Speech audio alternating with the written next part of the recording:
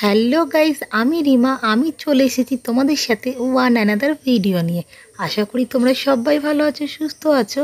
আর আমিও ভীষণ ভালো আছি, সুস্থ আছি।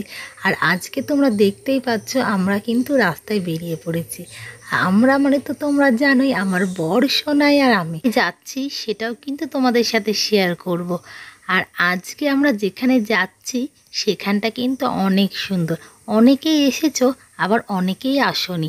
আর আজকে যারা আসনি তাদের জন্য ভিডিওটা দেখো। প্রথমে কিন্তু আমরা টিকিট কেটে নিলাম, কারণ আমরা কিন্তু এখন ঘাট পেরোবো।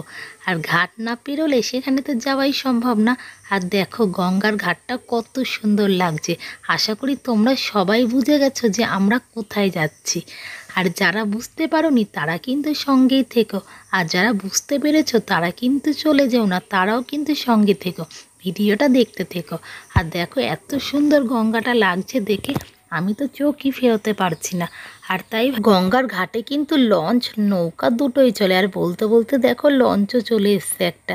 আর লঞ্চের ভাড়া কিন্তু 10 টাকা।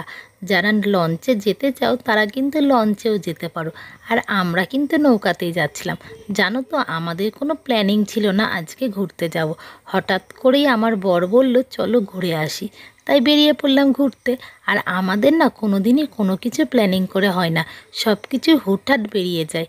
তাই কাউকে সাথেও নিতে পারি না। আর সবাই যখন জানতে পারে তখন বলে যে আমাদেরকে বললি না, আমরাও যেতাম।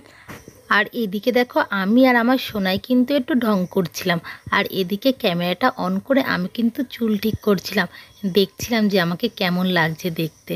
আমাকে কেমন লাগছে অবশ্যই কিন্তু তোমরা কমেন্ট করে বলবে। আর কানের দুলটা কিন্তু খুবই হালকা, আমার সোনাই আমাকে পছন্দ করে দিয়েছে এই ড্রেসটার সাথে পরার জন্য। আর এদিকে নৌকা পার হয়ে দেখলাম কি সন্ধে সন্ধে হয়ে গেছে। আর দেখো এত সুন্দর লাগছে দেখতে, মানে চোখ সরাতেই পারছি না। আজকে জানি আমার চোখ সব জায়গাতেই আটকে গেছে। আমার সোনাই সূর্যটা দেখে বলছে মা মা দেখো পুরো ডিমের কুসুমের মতো লাগছে সূর্যটা। আর আমি কিন্তু দেখে তাকিয়েই রয়েছি, চোখই সরাতে পারছি না। আর এদিকে কিন্তু আমরা মায়াপুর পৌঁছে গেছি। তোমরা কারা কারা মায়াপুরে ঘুরতে এসেছো সেটা কিন্তু অবশ্যই কমেন্ট করে জানাবে। আর জানো তো, যেহেতু আমার বাড়ি মায়াপুরের কাছাকাছি, সেহেতু আমি অনেকবার এসেছি মায়াপুর ঘুরতে। যখনই মনে হয় মনটা ভালো লাগছে না, একটু ঘুরে আসি, তখনই কিন্তু আমরা মায়াপুর চলে আসি। আর আজকেও যেমন বিকেলবেলা আমরা মায়াপুর চলে এসেছি। আর আজকে কিন্তু তোমাদের মন্দিরের ভেতরে আমি দেখাতে পারবো না, কারণ মন্দিরের ভেতরে কিন্তু ক্যামেরা অ্যালাউ নেই। তাই আমি কখনোই তোমাদের মন্দিরের ভেতরগুলো দেখাতে পারবো না। বাইরে যতটুকু সম্ভব ততটুকুই কিন্তু দেখাতে পারবো। আর দূরে দেখো দেখা যাচ্ছে মায়াপুর ইস্কন মন্দিরের চূড়াটা। আর চূড়ার উপরে সবগুলোই কিন্তু সোনার, জানো তো। আর মায়াপুর নতুন আর একটা মন্দির হচ্ছে, সেটা এখনও কমপ্লিট হয়নি। আর আমরা কিন্তু এখন চলে এসেছি মাসির বাড়ি দেখার জন্য। এখানে এই মন্দিরটাকে সবাই মাসির বাড়ি বলেই জানে। আর এখন দেখো এখানে সুমন আর সোনাই দাঁড়িয়ে রয়েছে, কারণ আর একটা ফ্রেন্ড গেছে, ওরা মাছকে বিস্কুট খাওয়াবে, তার জন্য বিস্কুট আনতে।